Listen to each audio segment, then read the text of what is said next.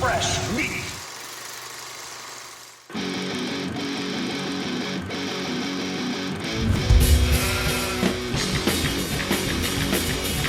I'm Lance Velchek for Arrow in the Head's The Black Sheep, where we discuss and defend the genre's most divisive films. When it comes to sequels, there are two types we tend to discuss. You know, the ones that are so classic, we use them as templates on how to do it right. Aliens, Godfather 2, T2, or The Evil Dead 2, these come to mind. And sometimes they f*** it up so badly, it becomes either a running joke or a cautionary tale. Like Highlander 2 The Quickening, Blair Witch 2 Book of Shadows, or The Rage Carrie 2. Yeah, movies nobody seems to like. But the types of sequels that have always fascinated me were the ones that were either too weird, too late, or unneeded. And yeah, you can argue that a lot of films fit into these categories. Godfather 3 should have been Godfather 2. Child's Play 2 pretty much outdoes Child's Play 1. Hell, I'd put RoboCop 2 slightly under RoboCop 1. Yeah, I know. When you make a stone cold classic, there's nowhere to go but down. But the thing is, once in a while you get a great movie that, on its own, that would stand as an achievement, but it's just too overshadowed by the popularity of its original. Think Jaws 2, Psycho 2. I understand that they're not loved, but as standalones, telling similar stories yet different enough to add their own take and feel, they hold up, like, pretty fucking well.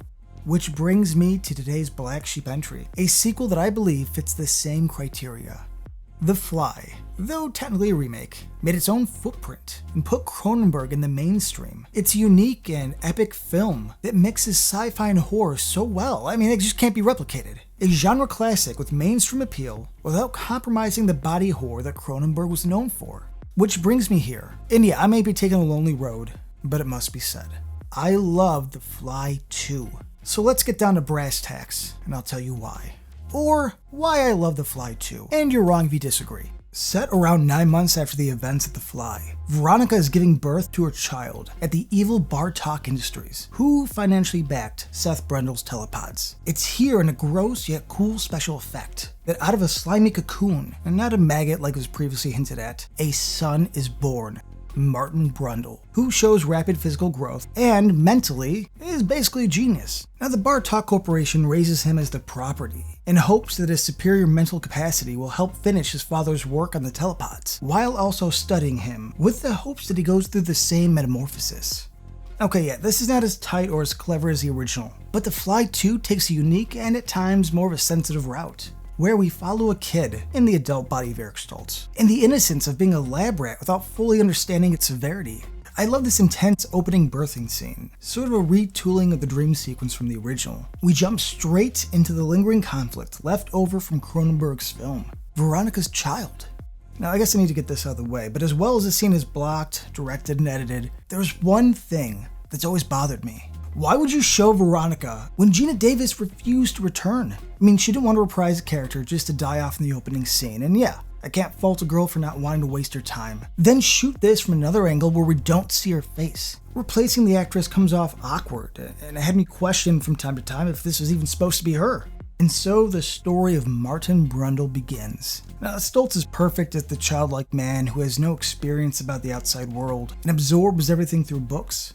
There's an innocence, an optimism that differentiates this sequel, where Goldblum played Seth with an air of cockiness, driven by his intelligence and ego. He rushed his studies and went straight to human trial because Veronica went to meet him.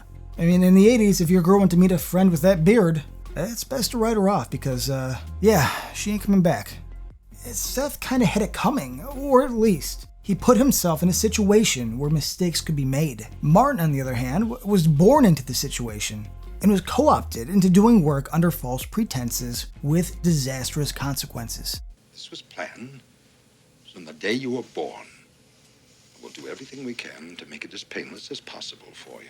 We follow him as a smart adolescent. Clearly bored by his adult guardians, you get a feeling for who he is. A kid into an adult, just trying to live his life the only way he knows how. Now, Stoltz carries this with a sense of wonder and charm. You feel for him knowing that this could really only end one way. Watch him get his first apartment, on site of course. Have him crush on the cute night shift girl Beth. Now as Beth and Martin grow closer, it becomes clear that the kind and fatherly Anton Bartok clearly has other plans. Now Lee Richardson is top of his game as the villainous Bartok, and though Stoltz can't see through it, he's just plain evil, in a fun and cheesy kind of 80s way. even if I was kind of on his side, after delivering one of the best chain of command lines ever. You will all answer to Dr. Janeway. She in turn will answer to me. I in turn will answer to nobody but God. And it's not just him, really. I mean, everyone is over the top dickish. Even the security guard Scorby is comically aggressive for no reason. We've already sent your personal effects over. I guess that's what you get for fucking around with Bartok's pet freak, huh? For your eyes only. Now, if you're gonna make a Bond reference as cute as it is, and a Roger Moore one at that, and totally redeem yourself! kick her out, buddy, because I'm on your side. Now, things turn as we find out, to no one's surprise, that Martin is changing. Now, director Chris Wallace did the creature effects on the first, and won an Oscar for Best Makeup Effects. People all want to look good, makes them feel better. When my wife went out, she had her face lifted. My luck, there was one just like it underneath. Of course, the studio figured he'd be the man for the job, and was asked to direct the sequel. Having an effects artist as a director means you'll get a great monster and some great gore. And luckily, he didn't disappoint. And the best part about this is that we finally get what we always wanted.